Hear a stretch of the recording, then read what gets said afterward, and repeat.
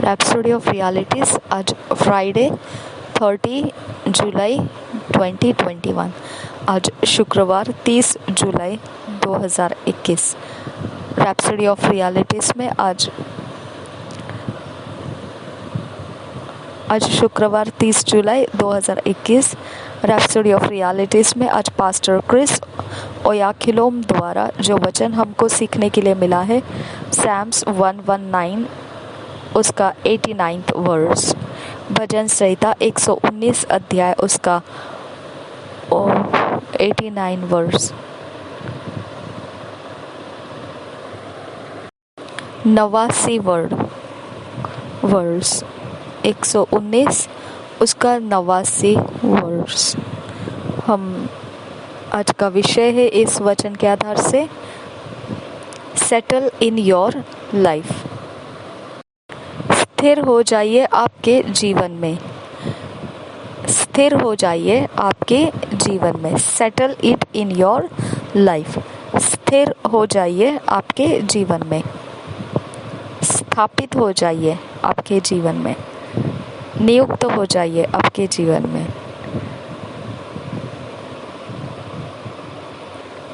हम वचन के आधार से देखेंगे Psalms 119 89th verse. Forever, O Lord, thy word is settled in heaven. और एक बार पढ़ेंगे Psalms 119 89 verse. Forever, Lord, O Lord, thy word is settled in heaven. हे यहोवा, तेरा वचन आकाश में सदा तक स्थिर रहता है। हे यहोवा, तेरा वचन आकाश में सदा तक स्थिर रहता है। भजन संहिता 119 अध्याय का 89 वचन। हे यहोवा, तेरा वचन आकाश में सदा तक स्थिर रहता है।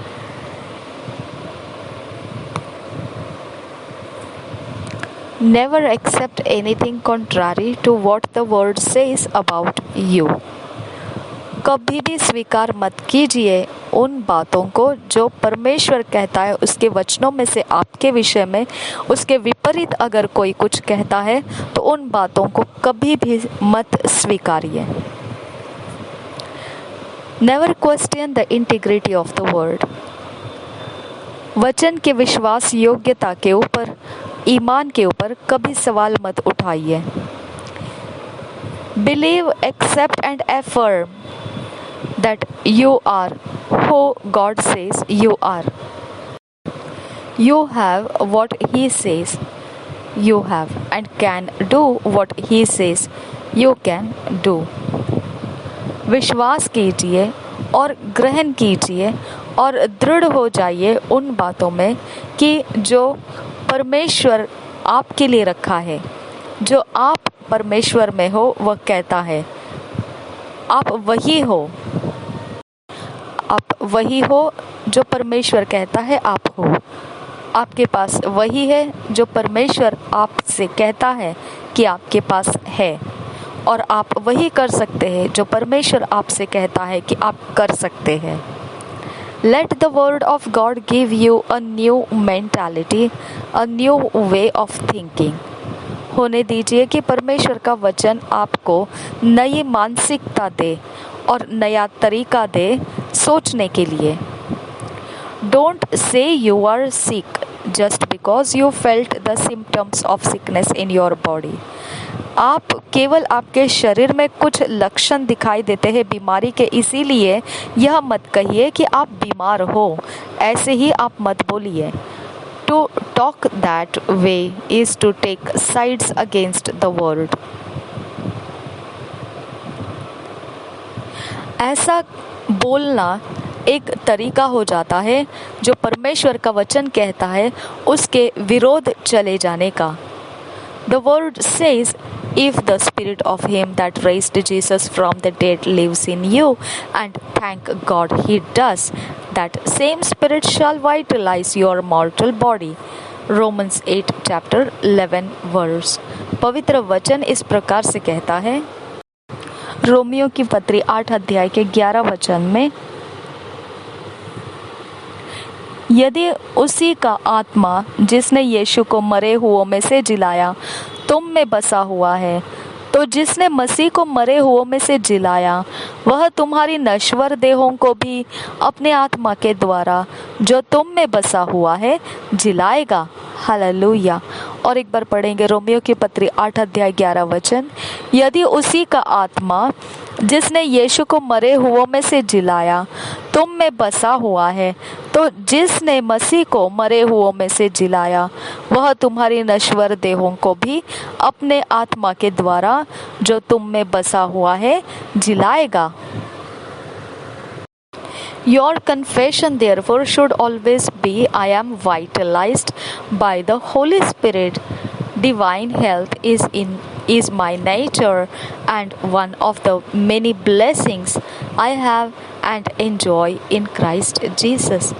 आपकी कबूली घोषणा यह होना चाहिए कि यही कारण है कि हमेशा ही जो मेरी कबूली या हमारी कबूली या हमारा घोषणा यही होना चाहिए हमेशा के लिए कि मेरी शक्ति का कारण पवित्र आत्मा है और पवित्र आत्मा के द्वारा मुझे शक्ति मिलती है।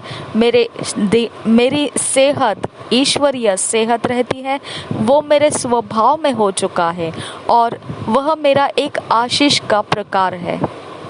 जो बहुत सारे आशीष है उनमें से यह एक मेरा आशीष है। इसे मैं अपने पास रखता हूँ और इसका आनंद लेता हूँ मसीह यीशु के अंदर। If you are experiencing weakness, doubt, discouragement or lack, don't accept these anomalies as what your life should be. Your life is for the glory of God. 1 Peter 2 chapter 9 verse Amplified Classic Edition says, but you are a chosen race, a royal priesthood, a dedicated nation, God's own purchased special people, that you may set forth the wonderful deeds and display the virtues and perfections of Him who called you out of darkness into His marvelous light. अगर आप ऐसा कोई अनुभव करते हैं जो कमज़ोर अवस्था है या संदेह है या निराशा है या घटी है, तो उसे आप स्वीकारिए मत।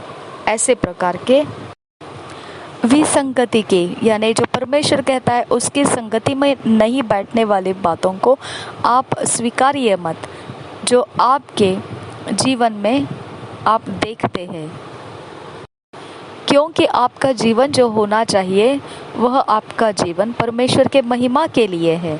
जैसा पहले पत्रस 2 अध्याय 9 वचन में इंग्लिश में अगर हम पढ़ेंगे विस्तारित बाइबल में, और हिंदी में इस प्रकार से है, विस्तारित बाइबल इस प्रकार से है, but you are a chosen race, a royal priesthood, a dedicated nation, God's own purchased special people, that you may set forth the wonderful deeds and display the virtues and perfections of him who called you out of darkness into his marvelous light. इसी वचन को हिंदी में इस प्रकार से है, पर तुम एक चुना हुआ वंश और राजपदधारी याजकों का समाज और पवित्र लोग और परमेश्वर की निज प्रजा हो, इसलिए कि जिसने तुम्हें अंधकार में से अपनी अद्भुत ज्योति में बुलाया है उसके गुण प्रकट करो। और एक बार पढ़ेंगे पहला पत्रस 2 अध्याय 9 वचन, पर तुम एक चुना हुआ वंश और राजपदधारी याजकों का समाज और पवित्र लोग और परमेश्वर की निज प्रजा हो, इसलिए कि जिसने तुम्हें अंधकार में से अपनी अद्भुत ज्योति में बुलाया है उसके गुण प्रकट करो।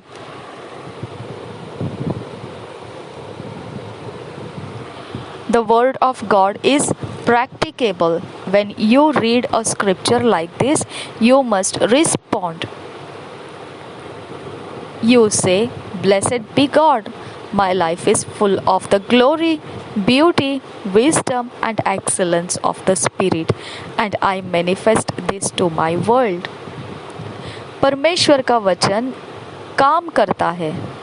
जब आप पढ़ते हो वचनों को इस प्रकार के वचनों को, तो आपका जवाब उसके लिए यह होना चाहिए कि आप उसको प्रत्युत्तर दे रहे हैं। आपने उसको प्रत्युत्तर में बोलना चाहिए। आपने इस प्रकार से कहना है, धन्य हो परमेश्वर, मेरा जीवन पूर्णता से महिमा, सुंदरता, बुद्धि और उत्कृष्टता में है, जो पवित्र आत्मा का है, और मैं ये सारी बातें मेरे जगत में प्रकट करता हूँ। The word says all things are possible to a believing one. Respond by saying, yes, Lord, because of your ability that's at work in me. My potentials are limitless. I have an ever increasing capacity to do more. परमेश्वर का वचन कहता है कि तुम जो विश्वास करते उनके लिए सब कुछ संभव है। तो आपका उत्तर यह कहते हुए होना चाहिए इस वचन के अनुसार, हाँ प्रभु, क्योंकि मेरी काबिलियत जो काम कर रही है मुझ में, वो तेरी ओर से है। वो तेरी काबिलियत मुझ में है। तेरी शक्ति मेरे जीवन में असीम है और मेरे जीवन में हर बार काबिलियत कुछ ज़्यादा करने के लिए बढ़ती ही रहती है। The word of God will work for you only when you give it the right response. परमेश्वर का वचन आपके लिए काम ज़रूर करेगा, लेकिन तभी केवल काम करेगा जब आप उसके लिए सही प्रत्युत्तर देते हों। Yes, God's word is all powerful and settled in heaven, but you have to settle it in your life by your affirmations. He has said that we may boldly say. Hebrews 13 chapter 5-6 verse. Hallelujah. हाँ, बिल्कुल सच है कि परमेश्वर का वचन सर्वशक्तिमान है, सर्व सामर्थी है, भरपूर शक्ति से भरा हुआ है और वह स्वर्ग में निश्चित कर दिया गया है, स्थिर कर दिया गया है, स्थापित कर दिया गया है। परंतु आपके जीवन में उसे स्थापित होना है।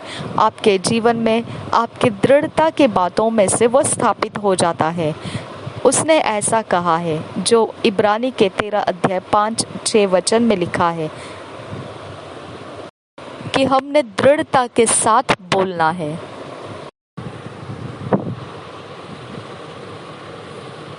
तुम्हारा स्वभाव लोभ रहित हो और जो तुम्हारे पास है उसी पर संतोष करो, क्योंकि उसने आप ही कहा है, मैं तुझे कभी न छोड़ूंगा और न कभी तुझे त्यागूंगा। इसलिए हम निडर होकर कहते हैं। हमने इस प्रकार से कहना है, इसीलिए हम निडर होकर कहते हैं। इसीलिए हम निडर होकर कहते हैं, प्रभु मेरा सहायक है, मैं न डरूंगा, मनुष्य मेरा क्या कर सकता है। इस प्रकार से हमने कबूल करना है, प्रत्युत्तर देना है परमेश्वर के वचनों को। हालेलुया। हम और एक बार पढ़ेंगे इब्रानियों की पत्री 13 अध्याय 5-6 वचन। तुम्हारा स्वभाव लोभ रहित हो और जो तुम्हारे पास है उसी पर संतोष करो, क्योंकि उसने आप ही कहा है, मैं तुझे कभी न छोड़ूंगा और न कभी तुझे त्यागूंगा। इसलिए हम निडर होकर कहते हैं, प्रभु मेरा सहायक है, मैं न डरूंगा, मनुष्य मेरा क्या कर सकता है। हालेलुया।